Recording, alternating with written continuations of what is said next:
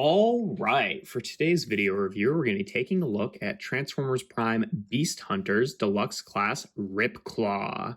Yeah, Ripclaw is a pretty cool little figure. She is one of the Predacons from Transformers Prime, and if you'll recall, in the show, basically all of the Predacons turned into like dragons or dragon-like creatures. They were not the same as like the G1 Predacons, who was just the singular combiner team, or the Beast Wars Predacons, who were, their whole species that was basically, the evolved version of Decepticons. This is a third group called Predacons, which are basically like Cybertronian dinosaurs. They're all prehistoric Transformers that turned into dragons and dragon-like creatures. They even have their own little symbol here, which is kind of reminiscent of Predaking's face from the show. And yeah, I've got a few of the Predacon figures, but I'd say Ripclaw is probably my favorite out of all of them. She's just a really neat little figure, and she's got a few kind of like neat tricks going on. I really like her dragon mode. It's kind of like weird and sort of like gargoyle-y. It has a decent amount of articulation. The head is on a ball joint here, so it can actually rotate around like that. Nothing at like the actual neck, but the head can move.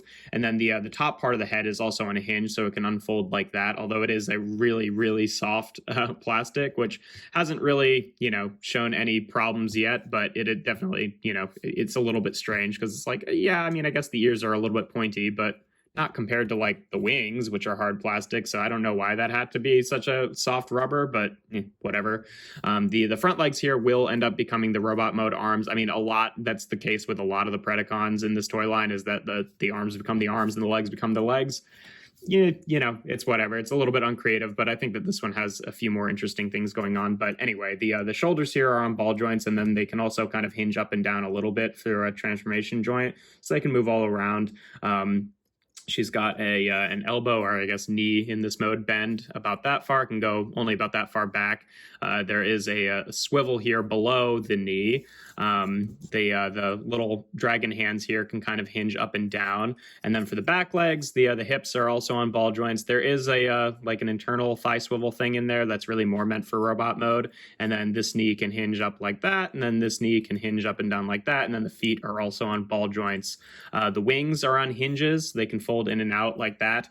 The tail is on a hinge right here. Now the tail has this interesting thing going on where it's actually like these bits are actually like tubes, and the thing that's actually holding it all together is more of this kind of like soft plastic. It's like a tube of soft plastic that like bends up like that. So it has a little bit of like flexibility and movement, but kind of like a springiness to it as well. And something that you can do is you can actually unlock it, which kind of, it like, you can actually see the tube there, but it kind of like, spreads it out a little bit. So it's got a little bit more tension. So it's like even more floppy, which is kind of an interesting feature. I don't know that I would ever really use it, because also like it kind of just makes her tail look disjointed, but it's kind of a neat idea there. But then when you actually lock it up, it gives it a little bit more tension and helps it stay in place. So kind of a weird way to choose to do that, but it's kind of cool. And then the claw here itself, it's like connected here through a peg, because this ends up being the weapon in robot mode. So you can actually like, hinge it back and forth a little bit. And then the actual claws themselves, this is one of her gimmicks here, or I guess really the only gimmick, is that if you push in this little spike in the middle, it's like a capture claw, and it will shut close. So you can actually put like a small figure in there and it'll actually hold it, which I think is pretty cool. So yeah, pretty decent articulation for dragon mode.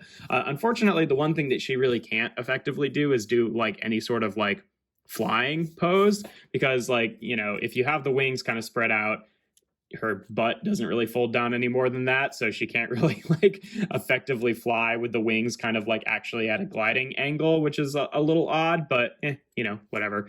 At least she looks good kind of like perched up like this. It's kind of, like I said, like a little gargoyle-y kind of smaller dragon, which I think is a cool aesthetic there.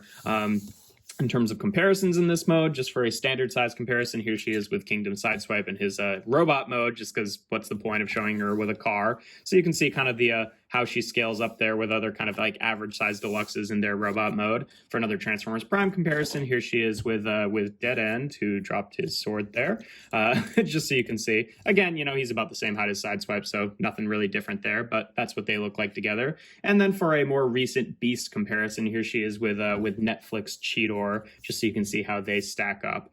But yeah, that's pretty much all there is to Dragon mode. Again, I really like the Dragon mode. I think it's a really unique design. fine. In terms of transformation, you can just leave this on or take it off. I mean, that's kind of where it would store anyway. In robot mode is just on the end of the tail, but I guess we'll just go ahead and do that now. Just kind of like plugs straight through here to the other side. So when you have it unplugged, she does kind of just like have a hole straight through her tail, but whatever. And then the legs, how they do the reshaping on the legs here is kind of neat. You straighten it out at the bottom knee, and then you take this panel, which is kind of like on the upper knee, and it actually unfolds, and the knee spike goes through the leg and then connects up like this. So it kind of straightens out the leg and makes it just have the one knee, which is, kind of a neat trick. I feel like they've got a dozen different ways of doing the, reshaping of the leg to make it a one jointed leg rather than a two jointed leg. And, as those go, I think that's a fairly neat one. For the arms here, again, kind of a neat idea. You take basically the top two claws here are separate from the bottom claw, and you kind of unfold it like this. And then the top two claws kind of just sit here on the forearm, and then the bottom claw kind of becomes the robot mode hand, which again is kind of a neat little trick there. And then you kind of bring these up so that you can take these kind of like abdomen pieces and spread them out to the side around the arms. And then once you do that, that gives you the clearance to take this whole body section and just straighten it out like that. And these kind of just like hang out off the back. And then the actual dragon head, you take the neck here, split it down the middle, and then the neck will actually fold down on these kind of like gold armatures to become shoulder pads for the robot mode and reveal the robot mode head. And then you just take the dragon head and it just folds up on this armature and just kind of sits on the back like that. So she does just kind of have the dragon head chilling on the back, but at least with the little like head wings on the dragon, it kind of matches the whole sort of like wings on the back aesthetic. And there we have Ripclaw in her robot mode. And I think that she's got a really cool robot mode. I love the head sculpt here. She's got, it's really hard to see, but this like little like weird scream mouth in there. Not really, it's just kind of like a robot like circle mouth, but it's kind of, because it's surrounded by all this stuff, it kind of looks like, she's got like this bat gargoyle head where these are like the teeth. It's really however you want to interpret it, but it's a really neat little head design there. Then obviously we can give her her weapon here, either open or closed, and she can hold it in her hand as a little capture claw weapon. And if you don't want to do that, if you don't like that as a weapon, because it is kind of a weird handheld weapon, she can just keep it on her tail and it's really no different. The tail is kind of heavy, so it is perpetually resting on the ground, which does help her stand a little bit, especially since her knees are a little bit on the loose side, but I think it still works fairly well. Again, you'd imagine that a creature who actually has a tail like that would probably perpetually have it resting on the ground, so it kind of works out. In terms of articulation, the head is on a ball joint, and you don't really get a ton of like actual rotation just because of this like cowl that it's sunk inside. But you can kind of have her like look up and down a little bit and a little bit of wiggle around. The shoulders, again, for transformation, there's kind of these like stalks, the hinges are supposed to be kind of further up for robot mode, but you can use those. And then the shoulders themselves are on ball joints. So you just have to kind of get out of the way of the shoulder pads here. The elbows, about 90 degrees. No bicep swivel, unfortunately, because the way that it's oriented, it was oriented to be a thigh swivel in dragon mode. No, I guess you'd still want the thigh swivel to be above. I don't know. It's like this so that you could actually have the claw facing forward, but there's no actual bicep swivel. It's just the below the elbow swivel. And then the hands can kind of hinge in and out like that. She does have a waist joint in this mode, which is nice.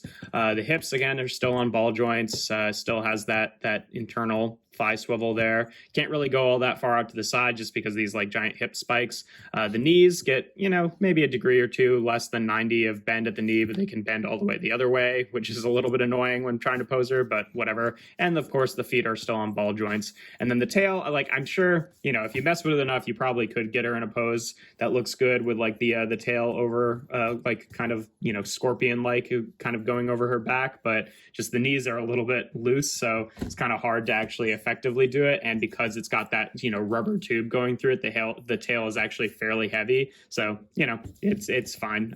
I don't mind the tail just kind of resting on the ground. It's kind of fun to kind of like swing around, even if you can't get it into a variety of different like actual, poses. but still works. And then obviously the wings can still fold in and out. The wings really are just kind of for show, since you can't really get her into like a flying position in either mode. But still, I think she's got a pretty cool little look there in terms of comparisons in this mode. Here she is again with Sideswipe and Dead End and Cheetor, just so you can see what she looks like with them. I mean, they're all kind of about the same height anyway, so, she pretty much stacks up with them. She's a pretty average size deluxe, maybe a little bit shorter than Sideswipe at the head, but not by a whole lot. And again, she also has the giant tail as well. And again, she also does the Beast Wars, or not Beast Wars, Beast Hunters thing of having like a lot of this sort of like mixed plastic stuff going on. So there's like just, like little color hits here and there in terms of like sort of, I don't know, making the plastic a little bit, not really pearlescent. It's just kind of like mixed with multiple pigments. So it's primarily the teal here, but it has little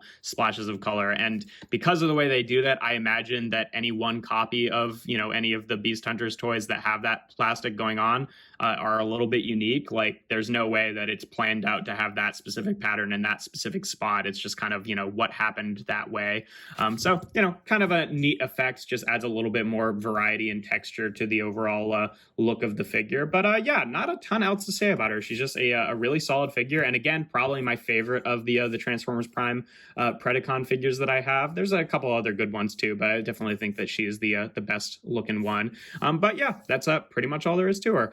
If you enjoy my videos, make sure to leave a like and consider subscribing. I do reviews every Tuesday, Thursday, and Sunday. Make sure to check me out on my Instagram account. That's toys.n.art. And without further ado, here we have Transformers Prime Beast Hunters Ripclaw.